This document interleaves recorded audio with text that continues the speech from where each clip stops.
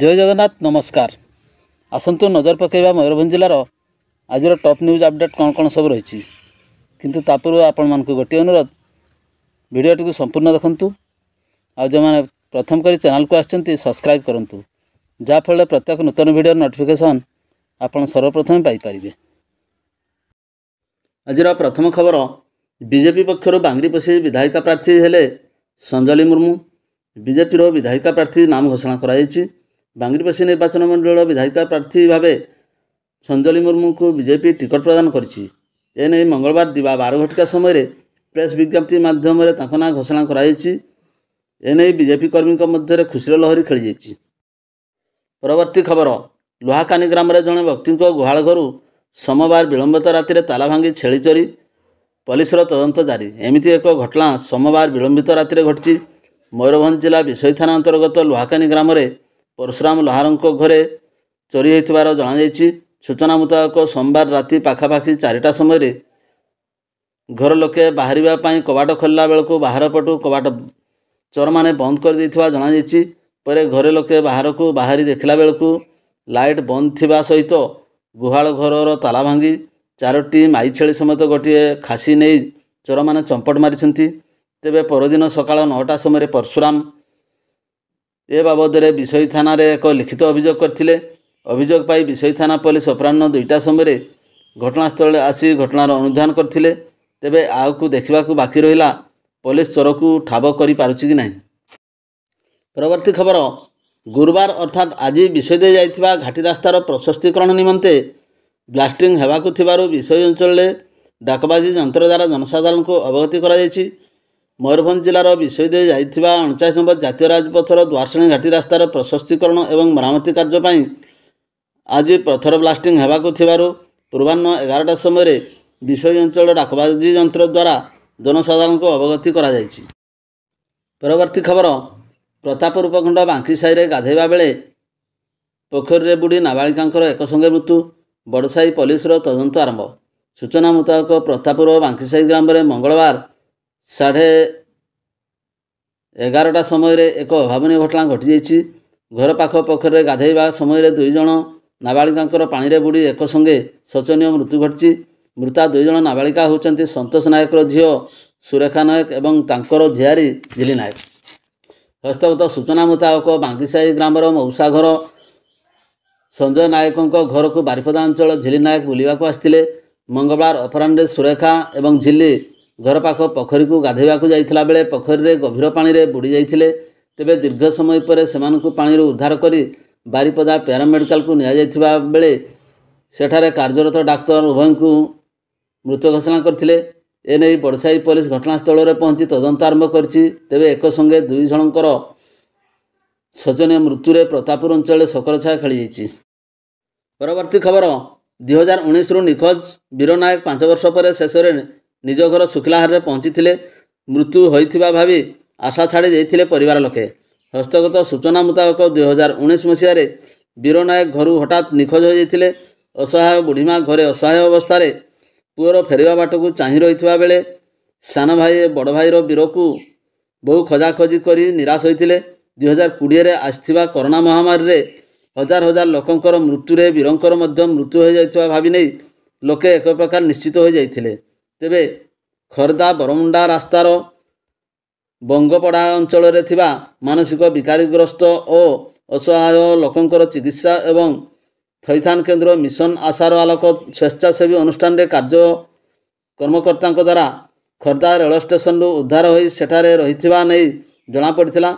उद्धार समय वीरंकर मानसिक स्थिति स्वाभाविक नथिबारु से घर ठिकाना बाबद किसी सठिक तथ्य दे पारि नथिला।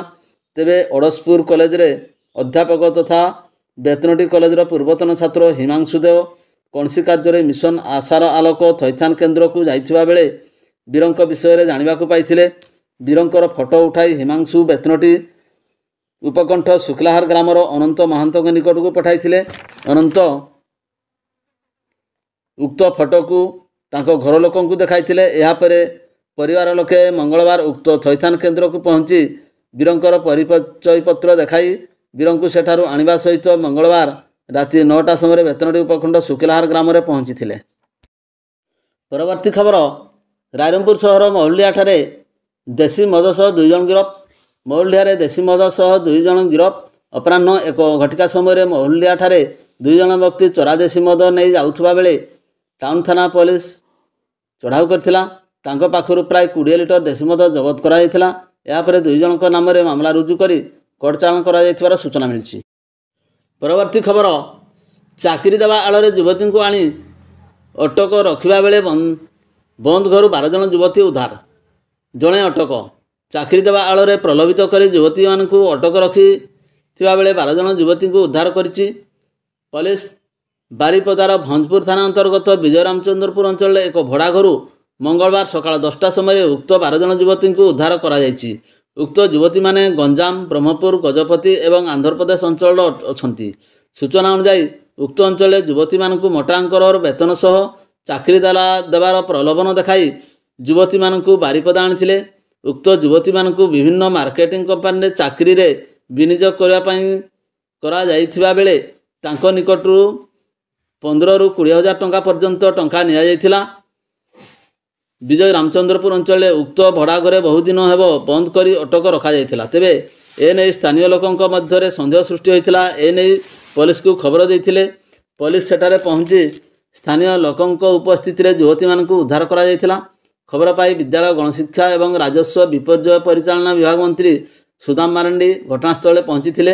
ଘଟଣା ସମ୍ପର୍କରେ ଜିଲ୍ଲାପାଳ ଏବଂ ପୂର୍ବାଞ୍ଚଳ ଆଇଜିଙ୍କ ଦୃଷ୍ଟି ଆକର୍ଷଣ କରିଥିଲେ। ଜିଲ୍ଲା ଶିଶୁ ସୁରକ୍ଷା ୟୁନିଟ୍ ଘଟଣା ସମ୍ପର୍କରେ ପହଞ୍ଚି ଅନୁଧ୍ୟାନ କରିଛନ୍ତି। ଉକ୍ତ ଘଟଣାରେ ଜଣେ ଯୁବକଙ୍କୁ ଅଟକ ରଖି ପୋଲିସ ପକ୍ଷରୁ ପଚରାଉଚରା ଚାଲିଛି। ତେବେ ଯୁବତୀମାନଙ୍କର ଘଟଣା ନେଇ ତଦନ୍ତ ପ୍ରକ୍ରିୟା ମଧ୍ୟ ପୋଲିସ ଜାରି ରଖିଛି। ପରବର୍ତ୍ତୀ ଖବର ସୁରେଇଡି ଗ୍ରାମରେ ଜୈନିକା 60 ବର୍ଷିଆ ବୃଦ୍ଧା ବେକରେ ଫାଶୀ ଦେଇ ଆତ୍ମହତ୍ୟା କରିଥିବା ଘଟଣାରେ ମଙ୍ଗଳବାର ପୂର୍ବାହ୍ନ 11:30 ସମୟରେ ମାମଲା ରୁଜୁ କରି ମୃତଦେହ ଜବତପୂର୍ବକ ଶବ ବ୍ୟବଚ୍ଛେଦ କଲା ବେତନଟୀ ପୋଲିସ। ମୃତ ମହିଳା ଜଣକ ହେଉଛନ୍ତି ସୁରେଇଡି ଗ୍ରାମର କାଳୀଚରଣ ମହାନ୍ତଙ୍କର ସ୍ତ୍ରୀ ଗୁରୁବାରୀ ମହାନ୍ତ। ହସ୍ତଗତ ସୂଚନା ମୁତାବକ ଗୁରୁବାରୀ ସୋମବାର ସକାଳୁ ଘରୁ ପଳାଇ ଆସିଥିବା ବେଳେ ଆଉ ଘରକୁ ଫେରିନଥିଲେ। ମଙ୍ଗଳବାର ପୂର୍ବାହ୍ନ 11:30 ବେଳେ ଗୁରୁବାରୀଙ୍କର ଝୁଲନ୍ତା ମୃତଦେହ ଦେଖି ଗ୍ରାମବାସୀମାନେ ପୋଲିସକୁ ଖବର ଦେଇଥିଲେ। ଏନେଇ କୃଷ୍ଣଚନ୍ଦ୍ରପୁର ଫାଣ୍ଡି ଅଧିକାରୀ ଏଏସ୍ଆଇ ସୁତାର କୁମାର ମହାନ୍ତ 9 ନମ୍ବରରେ ଏକ ଅପମୃତ୍ୟୁ ମାମଲା ରୁଜୁ କରି ଶବ ବ୍ୟବଚ୍ଛେଦ କରିବା ସହିତ ମୃତଦେହ ପରିବାରବର୍ଗଙ୍କୁ ହସ୍ତାନ୍ତରିତ କରିଛନ୍ତି। ପରବର୍ତ୍ତୀ ଖବର ପୁଣି ରାଜ୍ୟର ଉତ୍ତପ୍ତ ସହର ହେଲା ବାରିପଦା। ସର୍ବୋଚ୍ଚ ଦିନ ତାପମାତ୍ରା ବାରିପଦା ଛୁଇଁଲା 43.6 ଡିଗ୍ରୀ। ରାଜ୍ୟର ଉତ୍ତପ୍ତ ସହର ଭାବେ ବାରିପଦା ବାରମ୍ବାର ନିଜ ରେକର୍ଡ ନିଜେ ଭାଙ୍ଗିବାରେ ଲାଗିଛି। ବାରମ୍ବାର ରାଜ୍ୟର ତତଲା ସହର ଭାବେ ବାରିପଦା ପରିଗଣିତ ହୋଇଥିବା ବେଳେ ମଙ୍ଗଳବାର 43.6 ଡିଗ୍ରୀ ତାପମାତ୍ରାରେ ପୁଣି ସାରା ରାଜ୍ୟରେ ଉତ୍ତପ୍ତ ସହର ଭାବେ ପରିଗଣିତ ହୋଇଛି। ଏନେଇ ଆଞ୍ଚଳିକ ପାଣିପାଗ ବିଭାଗ ପକ୍ଷରୁ ମଙ୍ଗଳବାର 7ଟା ସମୟରେ ଏହି ରିପୋର୍ଟ ପ୍ରଦାନ କରାଯାଇଛି, ଯାହାକି ଚଳିତ ବର୍ଷ ଗ୍ରୀଷ୍ମ ଋତୁରେ ବାରିପଦାର ସର୍ବୋଚ୍ଚ ତାପମାତ୍ରା ରେକର୍ଡ କରାଯାଇଛି। ଅସହ୍ୟ ଗ୍ରୀଷ୍ମ ପ୍ରବାହ ଜାରି ରହିଥିବା ବେଳେ ସକାଳ ଖରାର ପ୍ରକୋପ ନେଇ ତାତିର ପ୍ରକୋପ ମାତ୍ରା ବଢ଼ିଥିଲା। ଅସହ୍ୟ ଗୁଳିଗୁଳି ସହ ରୁଦ୍ରତାପ ଅନୁଭୂତ ହୋଇଛି। ଆଞ୍ଚଳିକ ପାଣିପାଗ ବିଭାଗ ପକ୍ଷରୁ ରିପୋର୍ଟ ଅନୁଯାୟୀ ମଙ୍ଗଳବାର ବାରିପଦା ତାପମାତ୍ରା 43.6 ରହିଥିଲା। ତେବେ ଗତ ସୋମବାର ବାରିପଦା ତାପମାତ୍ରା ମଧ୍ୟ 41.4 ଡିଗ୍ରୀ ରହିଥିଲା। ଏଥିପୂର୍ବରୁ ଏପ୍ରିଲ 1ରେ ମଧ୍ୟ ବାରିପଦା ଉତ୍ତପ୍ତ ସହର ଭାବେ ପରିଗଣିତ ହୋଇଥିଲା। ତେବେ ପୁନଶ୍ଚ ମଙ୍ଗଳବାର ସବୁ ରେକର୍ଡ କାଟି ବାରିପଦା ସହର ପୁନଶ୍ଚ ଉତ୍ତପ୍ତ ସହର ଭାବରେ ପରିଣତ ହୋଇଛି। ପରବର୍ତ୍ତୀ ଖବର ଠାକୁରାଣୀବେଡ଼ା ଗାଁଠାରେ ତାଲା ଭାଙ୍ଗି ଟଙ୍କା ଚୋରି ଅଭିଯୋଗ। ମଙ୍ଗଳବାର ପ୍ରାୟ 10ଟା ସମୟରେ ସ୍ଥାନୀୟ ଠାକୁରାଣୀବେଡ଼ା ଗାଁରେ ଜଣଙ୍କ ଘରେ ତାଲା ଭାଙ୍ଗି ଘର ଭିତରେ ଗଚ୍ଛିତ ଥିବା ବ୍ୟାଗ୍ ସହିତ 90,000ରୁ ଉର୍ଦ୍ଧ୍ୱ ଟଙ୍କା ଦୁର୍ବୃତ୍ତ ଚୋରି କରି ନେଇଥିଲେ। ସମ୍ପୃକ୍ତ ଘରେ ପଶ୍ଚିମବଙ୍ଗ ଅଞ୍ଚଳର ଜଣେ ବ୍ୟାଗ୍ ବେପାରୀ ରହି ବ୍ୟବସାୟ କରୁଥିଲେ। ମଙ୍ଗଳବାର ଘରେ ଅନୁପସ୍ଥିତ ରହୁଥିବା ସୁଯୋଗ ନେଇ ଦୁର୍ବୃତ୍ତମାନେ ତାଲା ଭାଙ୍ଗି ଟଙ୍କା ସହିତ ବ୍ୟାଗ୍ଗୁଡ଼ିକୁ ଚୋରି କରି ନେଇଥିଲେ। ଟାଉନ ଥାନାରେ ଅଭିଯୋଗ ପରେ ପୋଲିସ ଘଟଣାରେ ଅଧିକ ତଦନ୍ତ କରୁଥିବା ସୂଚନା ମିଳିଛି। ପରବର୍ତ୍ତୀ ଖବର ଖୁଣ୍ଟା ଥାନା ତଥା କୁଆମାରା ଫାଣ୍ଡି ଅନ୍ତର୍ଗତ ପଟୁଆ ଗ୍ରାମରେ ଦିଅର ଏବଂ ଭାଉଜ କଳିକୁ ନେଇ ଥାନାରେ ଏକ ମାମଲା ରୁଜୁ ହୋଇଛି। କୌଣସି କଥାକୁ ନେଇ ମୀନାକ୍ଷୀ ପାତ୍ରଙ୍କୁ ତାଙ୍କ ଦିଅର ବିଜୟ ଅଶ୍ଳୀଳ ଭାଷାରେ ଗାଳିଗୁଲଜ କରିଥିଲେ ବୋଲି ମୀନାକ୍ଷୀ କୁଆମାରା ଫାଣ୍ଡିରେ ଅଭିଯୋଗ କରିଛନ୍ତି। ତେବେ ମୀନାକ୍ଷୀଙ୍କ ସ୍ୱାମୀ କାହ୍ନୁ ବାହାରେ ରହୁଥିବା ବେଳେ ଦିଅର ଏବଂ ଭାଉଜଙ୍କ ମଧ୍ୟରେ ସମାଧାନର ରାସ୍ତା ବାହାରି ପାରିନଥିଲା। ଫଳରେ ଭାଉଜ ମୀନାକ୍ଷୀଙ୍କ ଅଭିଯୋଗ କ୍ରମେ ଦିଅର ବିଜୟଙ୍କ ବିରୋଧରେ ଖୁଣ୍ଟା ଥାନାରେ 133/24 ଏକ ମାମଲା ରୁଜୁ ହୋଇଛି। ପରବର୍ତ୍ତୀ ଖବର, ଜଣେ ନାବାଳିକାକୁ ଅପହରଣ ଘଟଣାରେ ଥାନାରେ ଅଟକ ଥିବା ଯୁବକ ପୋଲିସ ହେଫାଜତରୁ ଚମ୍ପଟ ମାରିଛି, ଯାହାକୁ ନେଇ ଭଞ୍ଜପୁର ଥାନା ପରିସରରେ ଉତ୍ତେଜନା ପରିସ୍ଥିତି ସୃଷ୍ଟି ହୋଇଥିଲା। ସୂଚନା ଅନୁଯାୟୀ ଭଞ୍ଜପୁର ଥାନା ଅନ୍ତର୍ଗତ ଭୋଗୁଡ଼ାକଟା ଅଞ୍ଚଳର ବସନ୍ତ ମଣ୍ଡଳ ବୟସ 28 ବର୍ଷ ଏକ ନାବାଳିକାକୁ ନିଜ ପ୍ରେମ ଜାଲରେ ଫସାଇ ଅପହରଣ କରି ନେଇଥିଲା, ଯାହାକୁ ନେଇ ନାବାଳିକା ଯୁବତୀ ପରିବାର ଲୋକେ ଭଞ୍ଜପୁର ଥାନାରେ ଅଭିଯୋଗ କରିଥିଲେ। ଏହାର ତଦନ୍ତ କରି ପୋଲିସ ନାବାଳିକାକୁ ଉଦ୍ଧାର କରି ସୁଧାର ଗୃହକୁ ପଠାଇଥିବା ସହ ଅଭିଯୁକ୍ତ ବସନ୍ତ ମଣ୍ଡଳକୁ ଥାନାରେ ଅଟକ ରଖି ପଚରାଉଚରା କରୁଥିଲା। ତେବେ ମଙ୍ଗଳବାର ଅପରାହ୍ନରେ ବସନ୍ତ ସୁଯୋଗ ଦେଖି ପୋଲିସ ହେଫାଜତ ମଧ୍ୟରୁ ଥାନାରୁ ଚମ୍ପଟ ମାରିଥିଲା। ଅଟକ ଯୁବକ ଚମ୍ପଟ ମାରିବା ନେଇ ନାବାଳିକା ପରିବାର ମଧ୍ୟରେ ଅସନ୍ତୋଷ ଦେଖାଦେଇଥିବା ବେଳେ ଥାନା ପରିସରରେ ଉତ୍ତେଜନା ସ୍ଥିତି ସୃଷ୍ଟି ହୋଇଥିଲା। ଫେରାର ଅଭିଯୁକ୍ତ ଯୁବକଙ୍କୁ ଧରିବା ପାଇଁ ଭଞ୍ଜପୁର ଥାନା ପୋଲିସ ପକ୍ଷରୁ ଖୋଜାଖୋଜି ଜାରି ରହିଛି।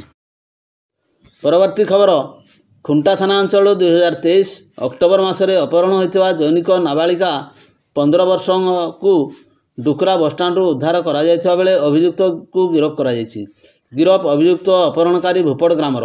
ଗତ ଅକ୍ଟୋବରରେ ଏନେଇ ଏକ ମାମଲା ରୁଜୁ କରାଯାଇଥିଲା। ସେତେବେଳେ ନାବାଳିକା ନବମ ଶ୍ରେଣୀ ଛାତ୍ରୀ ଥିଲେ। ପୋଲିସ ଅନୁସନ୍ଧାନ ବେଳେ ସମ୍ପୃକ୍ତ ନାବାଳିକାକୁ ଅପହରଣ କରାଯାଇ ରାଜ୍ୟ ବାହାରକୁ ନିଆଯାଇଥିବା ଜଣାପଡ଼ିଥିଲା। ତେବେ ମଙ୍ଗଳବାର ଉକ୍ତ ନାବାଳିକାକୁ ଅଭିଯୁକ୍ତ ସହ ଖୁଣ୍ଟା ଥାନା ଡୁକରା ବସଷ୍ଟାଣ୍ଡ ନିକଟରେ ଠାବ କରାଯାଇଥିଲା। ପୋଲିସ ନାବାଳିକାକୁ ଉଦ୍ଧାର କରି ଅଭିଯୁକ୍ତକୁ ଗିରଫ କରିଛି। ଉକ୍ତ ନାବାଳିକାକୁ ସୁଧାର ଗୃହକୁ ପଠାଇ ଦିଆଯାଇଛି। ଏହିପରି ଗତ 2022 ମସିହାରେ ଅପହରଣ ହୋଇଥିବା ଜୈନିକ ନାବାଳିକା ଖୁଣ୍ଟା ପୋଲିସ କପ୍ତିପଦା ଥାନା ଅଞ୍ଚଳରୁ ଉଦ୍ଧାର କରିଛି। ସେତେବେଳେ ଏକ ମାମଲା ରୁଜୁ କରାଯାଇଥିଲା। ନାବାଳିକା ଜଣକ କପ୍ତିପଦା ଅଞ୍ଚଳର ନିକଟ ସମ୍ପର୍କୀୟ ଘରେ ରହୁଥିବା ପୋଲିସ ସୂଚନା ଦେଇଥିଲା। ବର୍ତ୍ତମାନ ସମ୍ପୃକ୍ତ ନାବାଳିକାର ବୟସ 18 ବର୍ଷ ହୋଇଯାଇଥିବା ତଦନ୍ତ ପରିସରରେ ଜଣାପଡ଼ିବାରୁ ତାକୁ ପରିବାର ଲୋକଙ୍କୁ ହସ୍ତାନ୍ତର କରାଯାଇଛି। ଭିଡ଼ିଓଟିକୁ ଶେଷ ପର୍ଯ୍ୟନ୍ତ ଦେଖିଥିବାରୁ ଅନେକ ଅନେକ ଧନ୍ୟବାଦ।